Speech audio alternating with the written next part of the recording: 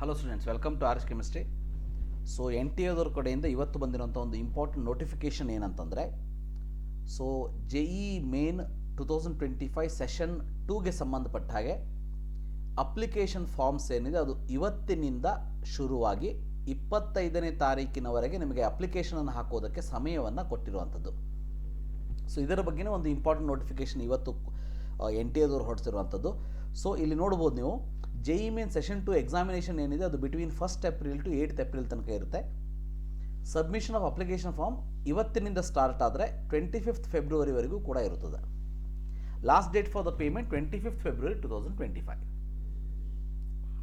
So ಇದಾದಮೇಲೆ ಮುಂದೆ ಯಾವಾಗ ನಿಮಗೆ ಎಕ್ಸಾಮಿನೇಷನ್ ಸಿಟಿ ಅಥವಾ ಅಡ್ಮಿಟ್ ಕಾರ್ಡ್ ಯಾವಾಗ ಬರ್ತದೆ, ಡಿಕ್ಲರೇಷನ್ ರಿಸಲ್ಟ್ ಯಾವಾಗ, ಇವನ್ನೆಲ್ಲ ಮುಂದೆ ಹೇಳ್ತೀವಿ ಅಂತ ಹೇಳಿದ್ದಾರೆ.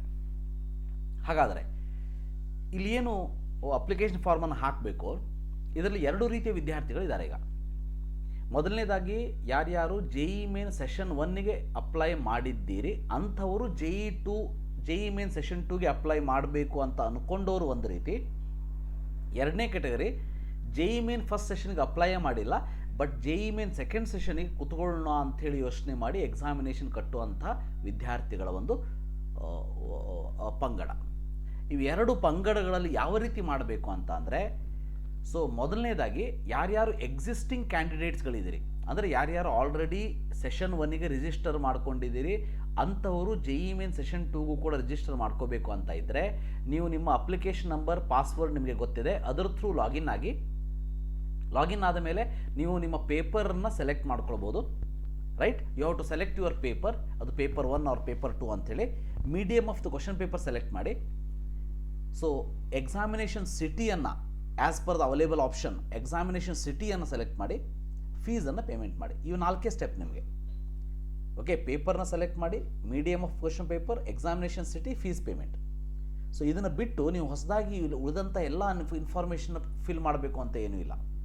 ಆದರೆ ಯಾರ್ಯಾರು ಹೊಸದಾಗಿ ನ್ಯೂ ಕ್ಯಾಂಡಿಡೇಟ್ ರಿಜಿಸ್ಟ್ರೇಷನ್ ಮಾಡ್ಕೋಬೇಕು ಅಂತ ಅಂದ್ಕೊಂಡಿದ್ದೀರಿ, ಸೊ ಅಂಥವರು JEE ಮೇನ್ ಸೆಷನ್ 2 ಅಪ್ಲಿಕೇಶನನ್ನು ಮೊದಲಿನಿಂದ ಆನ್ಲೈನ್ ಮೋಡ್ ಓನ್ಲಿ, ಮೊದಲಿನಿಂದ ಅಪ್ಲಿಕೇಶನ್ ಫಾರ್ಮನ್ನು ಕರೆಕ್ಟಾಗಿ ಎಲ್ಲ ಇನ್ಫಾರ್ಮೇಷನನ್ನು ಹಾಕಬೇಕಾಗ್ತದೆ.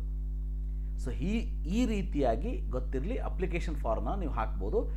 ಸೆಷನ್ 1ಗೆ ಅಪ್ಲೈ ಮಾಡಿದವರಿಗೆ ಬಹಳ ಸಿಂಪಲ್ಲು, ನೀವು ಅದೇ ಲಾಗಿನನ್ನು ಯೂಸ್ ಮಾಡಿ ಲಾಗಿನ್ ಆಗ್ತೀರಿ, ಕೋರ್ಸ್ ಪೇಪರ್ ಸೆಲೆಕ್ಟ್ ಮಾಡ್ತೀರಿ, ಮೀಡಿಯಮ್ ಸೆಲೆಕ್ಟ್ ಮಾಡ್ತೀರಿ, ಎಕ್ಸಾಮಿನೇಷನ್ ಸಿಟಿ, ಫೀಸ್ ಪೇಮೆಂಟ್ ಮಾಡ್ತೀರಿ.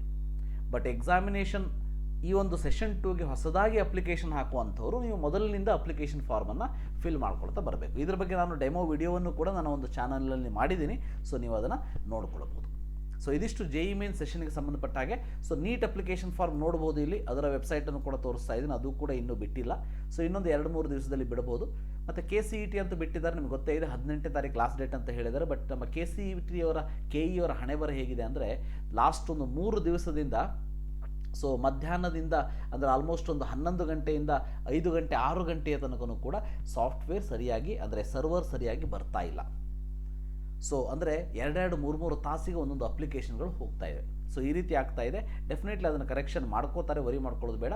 ಸೊ ಇವತ್ತಿನ ಒಂದು ವಿಡಿಯೋ ಈ ಒಂದು JEE ಮೇನ್ ಸೆಷನ್ 2ಗೆ ಸಂಬಂಧಪಟ್ಟಿದ್ದು. ಸೊ ನೀವು ಅದು ಫಸ್ಟ್ ಟೈಮ್ ಚಾನಲ್ ವಿಸಿಟ್ ಮಾಡ್ತಾ ಇದ್ದು, ಚಾನಲ್ ಸಬ್ಸ್ಕ್ರೈಬ್ ಮಾಡ್ಕೊಳ್ಳಿ. Thank you for watching. Have a nice day.